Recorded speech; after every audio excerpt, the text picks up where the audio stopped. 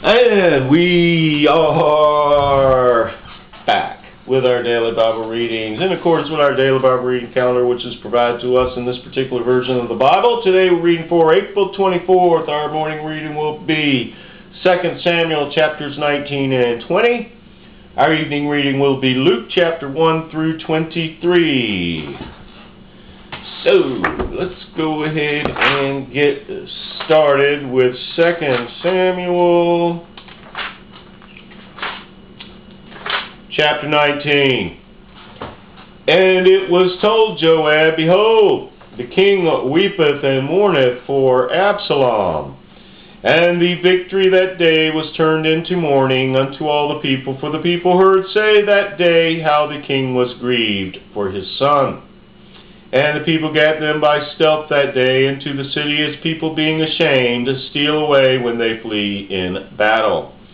But the king covered his face, and the king cried with a loud voice, O my son Absalom, O Absalom, my son, my son.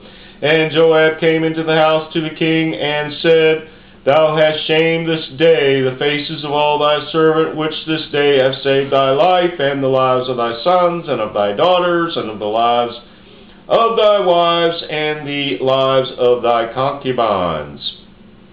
And that thou lovest thine enemies, and hatest thy friends, for thou hast declared this day that thou regardest neither princes nor servants. For this day I perceive that if Absalom had lived, and all we had died this day, then it had pleased thee well.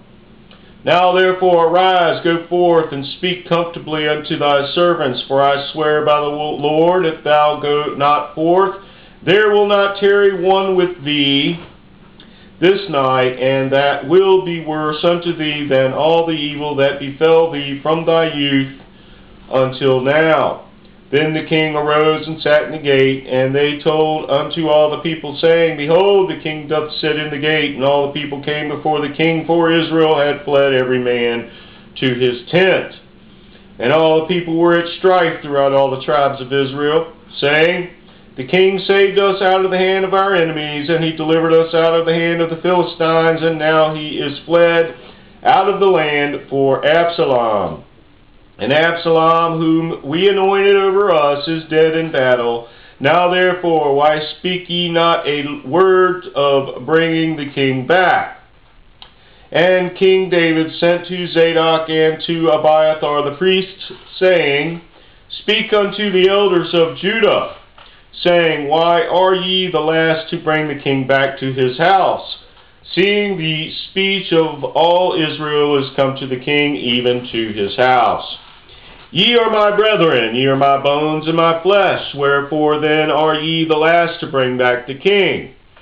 And say ye to Amasa, Art thou not of my bone and of my flesh? God do so to me, and more also, if thou be not captain of the host before me continually in the room of Joab.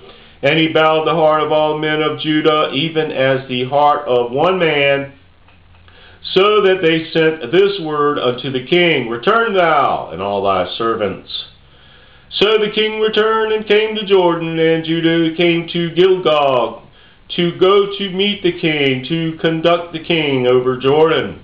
And Shimei, the son of Gera, a Benjamite, which was Bahurim, hasted and came down with the men of Judah to meet King David. And there were 1,000 men of Benjamin with him, and Ziba, the servant of the house of Saul, and his 15 sons, and his 20 servants with him. And they went over Jordan before the king. And there went over a ferry boat to carry over the king's household, and to do what he thought good. And Shimei, the son of Gera, fell down before the king, as he was come over Jordan, and said unto the king, Let not my word impute iniquity unto me, neither do thou remember that which thy servant did perversely, the day that my lord the king went out of Jerusalem, that the king should take it to his heart.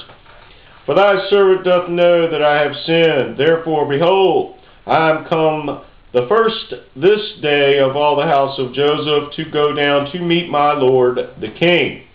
But Abishai, the son of Zeruiah, answered and said, Shall not Shimei be put to death for this, because he cursed the Lord's anointed? And David said, What have I to do with you, ye sons of Zeruiah, that ye should this day be adversaries unto me? Shall there any man be put to death this day in Israel? For do not I know that I am this day king over Israel? Therefore the king said unto Shimei, Thou shalt not die, and the king sware unto him. And Mephibosheth, the son of Saul, came down to meet the king, and had neither dressed his feet, nor trimmed his beard, nor washed his clothes from the day the king departed, until the day he came again in peace. And it came to pass, when he was come to Jerusalem to meet the king, that the king said unto him, Wherefore wentest not thou with me, Mephibosheth? And he answered, My lord, O king, my servant deceived me. For thy servant said, I will saddle me an ass, that I may ride thereon and go to the king, because thy servant is lame. And he hath slandered thy servant unto my lord the king. But my lord the king is as an angel of God. Do therefore what is good in thine eyes. For all of my father's house were but dead men before my lord the king, yet didst thou set thy servant among them that did eat at thine own table. What right, therefore, have I yet to cry any more unto the king? And the king said unto him, Why speakest thou any more of thy matters? I have said, Thou and Ziba divide the land. And Mephibosheth said unto the king, Yea, let him take all, forasmuch as my lord the king is come again in peace unto his own house. And Barzillai the Gileadite came down from Rogelim and went over Jordan with the king to conduct him over Jordan. Now Barzillai was a very aged man, even 80 years old, and he had provided the king of sustenance while he lay at Mahanaim, for he was a very great man. And the king said unto Barzillai, Come thou over with me, and I will feed thee with me in Jerusalem. And Barzillai said unto the king, How long have I to live, that I should go up with the king unto Jerusalem? I am this day 80 years old, and can I discern between good and evil? Can thy servant taste what I eat or what I drink? Can I hear any more the voice of singing men and singing women? Wherefore then should thy servant be yet a burden unto my lord the king? Thy servant will go a little way over Jordan with the king, and why should the king recompense me with such a reward? Let thy servant, I pray thee, turn back again, that I may die in mine own city, and be buried by the grave of my father and of my mother. But behold, thy servant Chimham, let him go over with my lord the king, and do to him what shall seem good unto thee. And the king answered, Chimham shall go over with me, and I will do to him that which shall seem good unto thee, and whatsoever thou shalt require of me, that will I do for thee. And all the people went over Jordan, and when the king was come over, the king kissed Barzillai and blessed him, and he returned unto his own place. Then the king went on to Gilgal, and Chimham went on with him, and all the people of Judah conducted the king, and also half the people of Israel. And behold, all the men of Israel came to the king, and said unto the king, Why have our brethren the men of Judah stolen thee away, and have brought the king and his household and all David's men with him over Jordan?